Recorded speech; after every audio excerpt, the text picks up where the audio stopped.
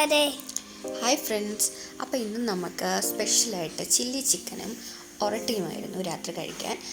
അപ്പോൾ ഞാനിത് രണ്ട് പ്രാവശ്യം ഉണ്ടാക്കിയിട്ടുണ്ട്. അപ്പോൾ ഞാൻ നിങ്ങളെ കൂടെ ഒന്ന് കാണിക്കാമെന്ന് കരുതി. അപ്പോൾ ഞാൻ ബോൺലെസ് ചിക്കനാണ് എടുത്തിരിക്കുന്നത്. നന്നായി കഴുകിയ ചിക്കനിലേക്ക് 2 ടേബിൾ സ്പൂൺ കോൺഫ്ലോർ അതാണ് ഇട്ടിരിക്കുന്നത്.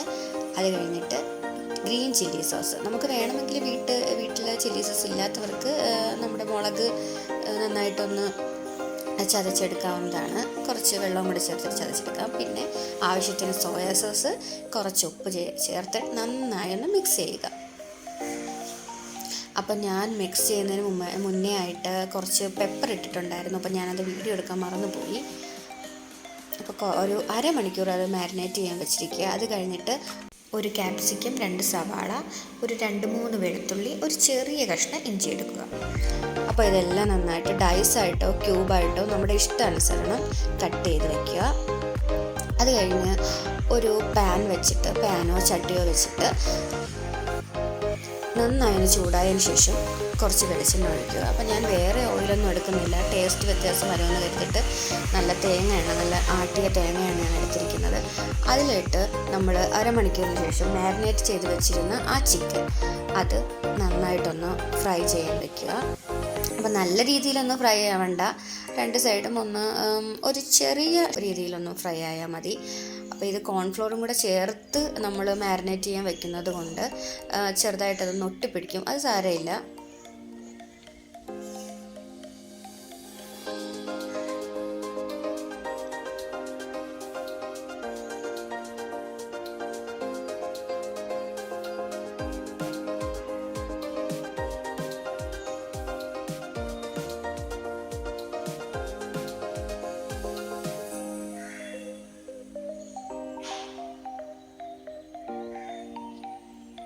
അപ്പോൾ നമ്മുടെ ചിക്കൻ ഫ്രൈ ചെയ്യുന്നതിൻ്റെ ഇടയിൽ തന്നെ കോൺഫ്ലോർ കുറച്ച് വെള്ളത്തിൽ നമ്മളിങ്ങനെ കുതിർത്ത് വെക്കണം.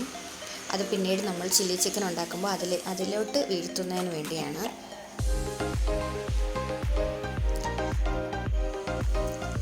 അപ്പോൾ ഞാൻ നല്ല രീതിയിൽ ചിക്കൻ ഫ്രൈ ചെയ്തെടുത്തിട്ടുണ്ട്.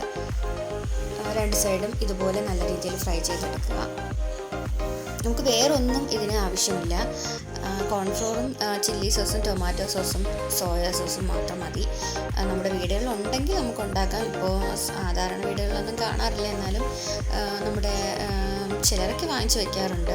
അത് കഴിഞ്ഞ് അതേ ചട്ടിയിൽ തന്നെ ഞാൻ നമ്മുടെ ചിക്കൻ ഫ്രൈ ചെയ്ത എണ്ണ ബാക്കിയുണ്ടായിരുന്നു, അത് തന്നെ ഒഴിച്ചിട്ട് ജിഞ്ചറും ഗാർലിക്കും ഇട്ടു. അത് കഴിഞ്ഞിട്ട് നമ്മൾ കട്ട് ചെയ്ത് വെച്ചിരിക്കുന്ന നമ്മുടെ ക്യാപ്സിക്കം, സവാള അതിൽ രണ്ടും കൂടെ മിക്സ് ചെയ്തു. നന്നായിട്ട് ഇളക്കി മിക്സ് ചെയ്യുക. അപ്പോൾ അധികം വെന്ത് പോകണ്ട, ഒരു ചെറിയ രീതിയിലായാൽ മതി, ഒരു മീഡിയം ലെവലിൽ. അപ്പോൾ ഞാനിങ്ങനെ നമ്മൾ കൈയെടുക്കാതെ ഇളക്കിക്കൊണ്ടേയിരിക്കണം.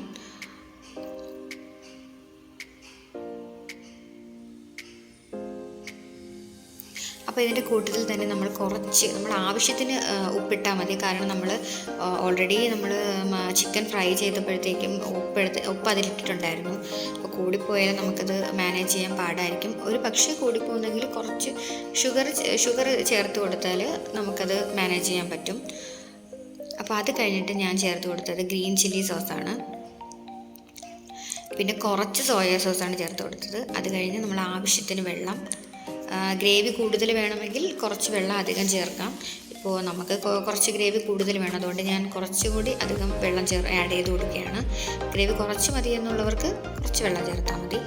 അപ്പോൾ അത് കഴിഞ്ഞിട്ട് ഞാൻ ചേർത്ത് കൊടുത്തത് ടൊമാറ്റോ സോസാണ്. അപ്പോൾ ഞാനത് വീട്ടിൽ തന്നെ ഒരു 1.5 തക്കാളി എടുത്തിട്ട് മിക്സിയിലടിച്ചിട്ടാണ് ചേർത്ത് കൊടുത്തിരിക്കുന്നത്. വേണമെങ്കിൽ നമുക്ക് ടൊമാറ്റോ സോസ് കടയിൽ നിന്ന് പാക്കറ്റ് കിട്ടും, അങ്ങനെ ഞാൻ ചേർക്കാം. അപ്പോൾ അത് കഴിഞ്ഞിട്ട് നന്നായിട്ടൊന്ന് തിളച്ച് വന്നപ്പോൾ നമ്മൾ നേരത്തെ ഫ്രൈ ചെയ്ത് വെച്ചിരുന്ന ചിക്കൻ ഇതിലോട്ട് ആഡ് ചെയ്തു.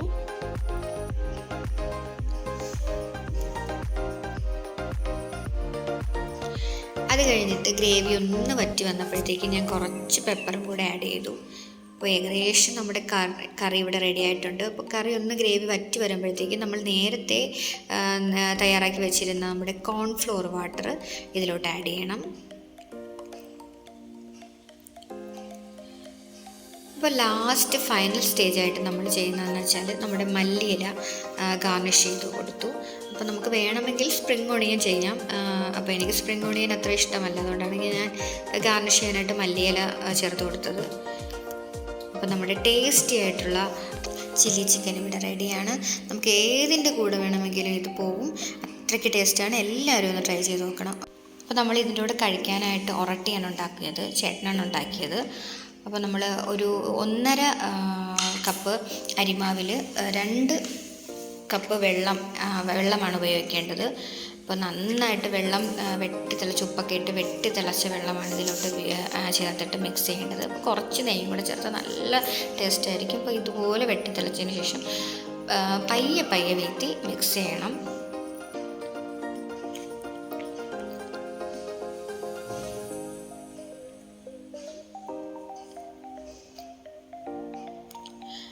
അപ്പോൾ അതിനുശേഷം നമ്മൾ ചിരകി വെച്ചിരുന്ന തേങ്ങ ഇതിൽ ആഡ് ചെയ്യണം. അപ്പം ഞാൻ മുന്നേ ഇങ്ങനെ ചിരകി വെക്കാറുണ്ട്, അപ്പോൾ നമുക്ക് ജോലി ഈസി ആയിരിക്കും.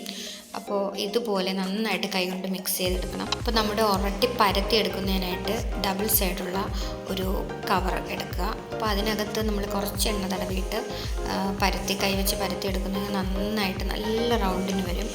വേണമെങ്കിൽ നമ്മൾ പാനിൽ വെച്ചിട്ട് തന്നെ പരത്തി എടുക്കാവുന്നതാണ്. അപ്പോൾ ഇത് കുറച്ചും കൂടി ഈസി ആയിരിക്കും.